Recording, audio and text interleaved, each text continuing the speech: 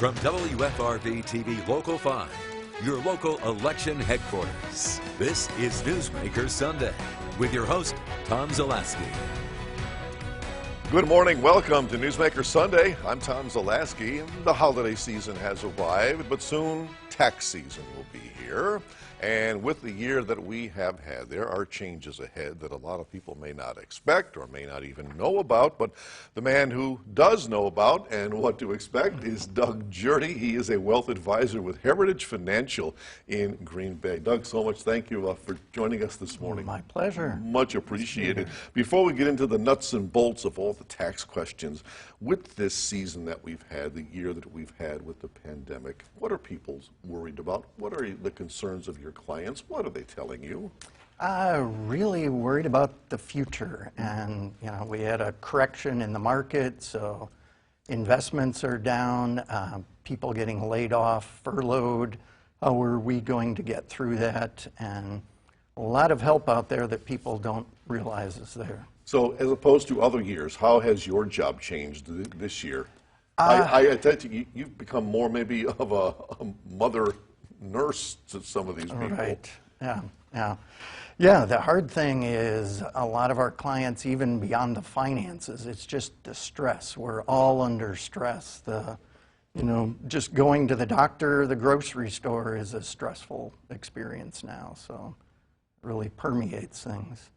Give me some basics with this COVID-19. What deductions or benefits have changed from 2019 to 2020? Well, there isn't so much in deductions, but a lot of programs through the CARES Act and other systems that the government put into place. So we have the stimulus checks that most people got earlier in the year. Emergency unemployment was expanded. And there's other systems for people that don't qualify for those that are put into place to help out too. So what are some things that we can do? I know it's late in the season. What can you do now to ease that tax burden?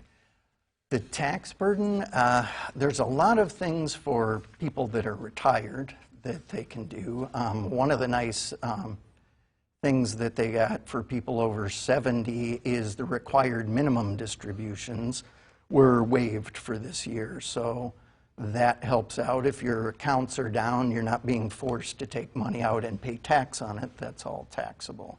So that can help out. As well as, for example, the stimulus checks aren't taxable income, so we don't get taxed on those. And all right, so stimulus checks, they're not taxable. Right. However, going back to March, there are lots of people who have been receiving unemployment benefits. Right. And they got those unemployment benefits because they're out of a job. They have no money. They need all that money. Right. Are they going to wind up getting burned at the end of the year if they didn't withhold? Or is the withholding already taken care of before they get the check? Well, this is one of those answers that it depends. Yeah. So unemployment is a taxable benefit, but that doesn't mean you're going to pay tax on it. So whether you pay tax depends on how much your total income is.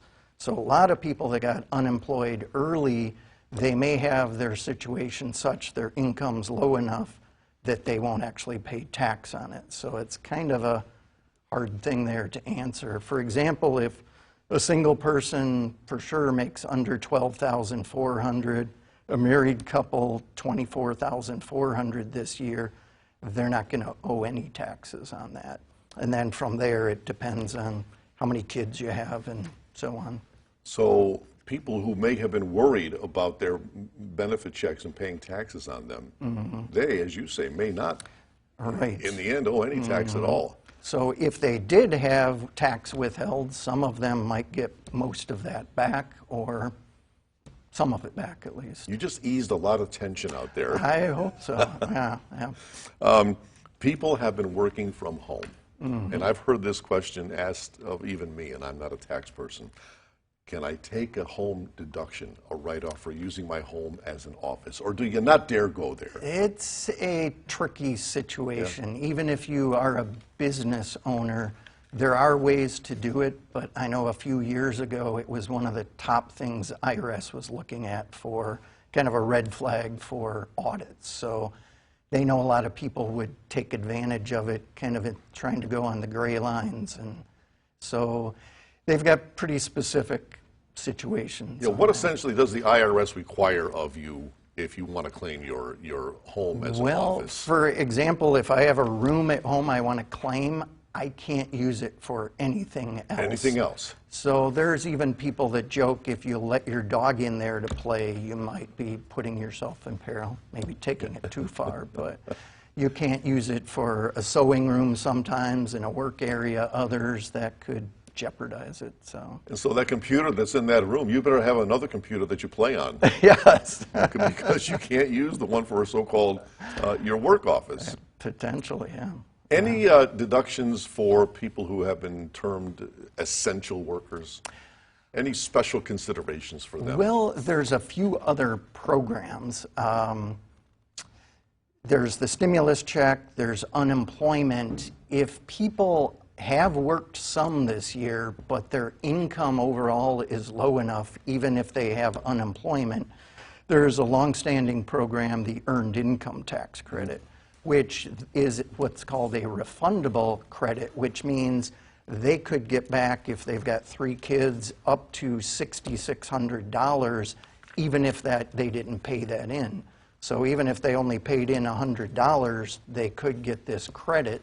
So for people early in the year that do have low income, that could be real helpful to them too. So before we go to break, what's the standard deduction for this year? The standard for someone single is $12,400. A married couple is $24,400. But if you're blind or above 65, you get a little bit more than that. And what was that last year? I believe it was $12,000 and $24,000. 24. So, yeah. All right, we continue with Doug Jurdy from Heritage Financial right after this, so please stay with us.